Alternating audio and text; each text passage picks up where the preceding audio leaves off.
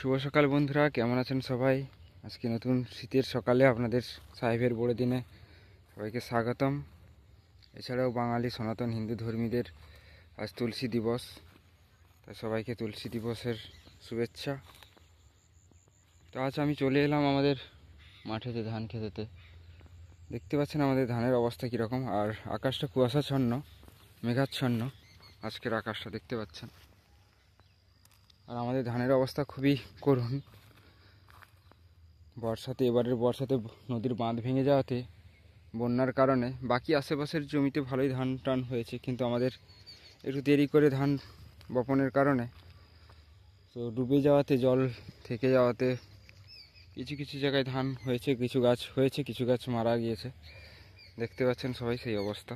তো এরই মাঝখানে চাষিদের কী আর করা যাবে। যাই হোক, খরচা চালানোর জন্য যে পাকা পাকা ধানগুলো মাঝে মাঝে রয়েছে, সেই ধানগুলো কেটে কেটে ফেলানো হচ্ছে।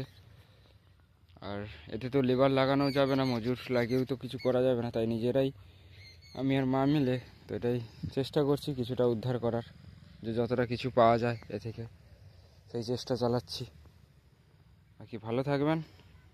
শীতের সকালে খুব এনজয় করুন আজকের দিনটা সবাই মিলে, ফ্যামিলির সাথে, বাড়ির সবাই, আত্মীয় স্বজন, পরিবার পরিজন, কাছের মানুষদের সাথে।